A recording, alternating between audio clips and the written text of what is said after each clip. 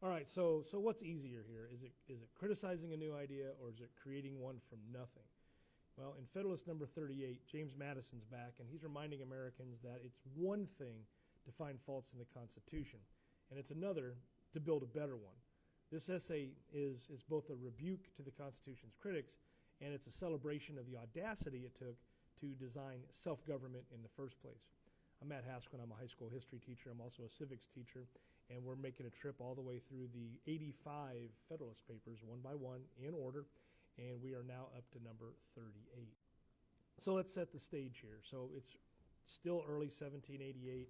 The ratification debate has starting to turn ugly. You got pamphlets that are being circulated that accuse the framers of arrogance, of secrecy, even treason. Now, Madison had heard enough, and so he steps forward to remind his countrymen of context, that the Articles of Confederation had failed, that the America was weak and divided, and that the Constitution represented the first deliberate attempt in human history to found a republic on reason, not on conquest. Madison's thesis in his essay here is rather humble, but then there's this degree of pride to it as well. And he writes in 38, "No other people can boast that they have formed a plan of government through calm deliberation and mutual concession." So he's challenging the critics. If the Constitution is so flawed, then where's your better plan? Where's your alternative that can actually work?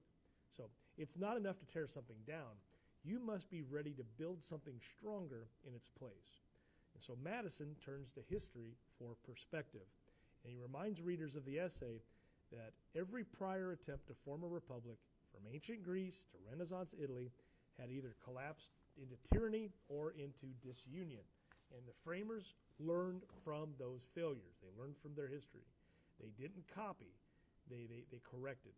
And the Constitution, Madison says, blends the best of ancient wisdom with modern practicality. It's an experiment the world has never yet seen. So, Madison warns that rejecting the Constitution isn't a neutral act. It actually risks natural ruin. He says the present moment is pregnant with the fate of this country. So, if the states reject the plan, there's no fallback. The Union may dissolve into 13 separate nations that are too weak to defend themselves and too proud to unite again. And Madison will say, delay is just another word for decay. Now, Madison will go on to take a moment to try and humanize the framers themselves, that they weren't demigods, they were tired, they were conflicted, and they were aware of their limits. But Madison writes, they were more disposed to accommodate than contend, and that their success came not from genius alone, but from humility and shared purpose.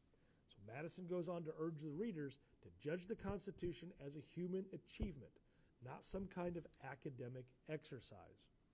So Madison's chain of reasoning, our 5 reasons why here, as we tighten down his approach. So first, the framers faced impossible challenges and still built a functioning plan. The second point was that no other nation had ever designed a government so deliberately. Thirdly, critics offer complaints but no workable alternatives. And then he says, delay or rejection would risk national collapse. Therefore, the Constitution deserves ratification, not because it's perfect, but because it's possible. And that's number 38 in 5 easy steps. Madison's tone, then, is rather confident, but it's got this cutting edge to it because he is tired of cynicism masquerading as wisdom. This is Madison the realist. He's not promising utopia, but he's insisting on courage. He knows the framers didn't solve every problem, but they created the framework to solve them in the future. Now, Madison's moral argument is about responsibility. It's easy to criticize compromise. It's harder to take ownership of progress. And so he's challenging his generation and every generation after to do the harder thing, to build, to refine, to continue the experiment. And Madison will say, freedom is not inherited, it's constructed. Now, his essay should feel eerily current if you read 38, because in every era, It's easier to attack than to understand, to shout what's wrong instead of build what's right. And Madison's question still stings. If not this system, then what? If not now, when? So Madison's challenge remains timeless. Courage, not complaint, creates nations. So our three takeaways here in 38. The Constitution is a rare triumph of reason over conflict. Critics must offer solutions, not just opposition. And courage and compromise are the engines of progress. Those are our 3 points that we want to take away from here. So, Federalist number 38 is Madison's love letter to courage. He's reminding Americans that they built something the world had never seen, a government born not from blood, but from belief. And so the Constitution was never meant to be flawless. It was meant to be ours. I'm Matt Haswin, and this is one of those things we should all know just by being alive. If this episode helped you see how Madison turned criticism into conviction, hey, do me a favor, share it, repost it, follow me, but, if nothing else, just join me for the next one when we tackle Federalist number 39 tomorrow.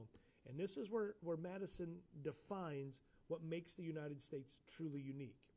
A government that is both federal and national all at once. Thanks for taking the time, watching this thing all the way through and hanging around.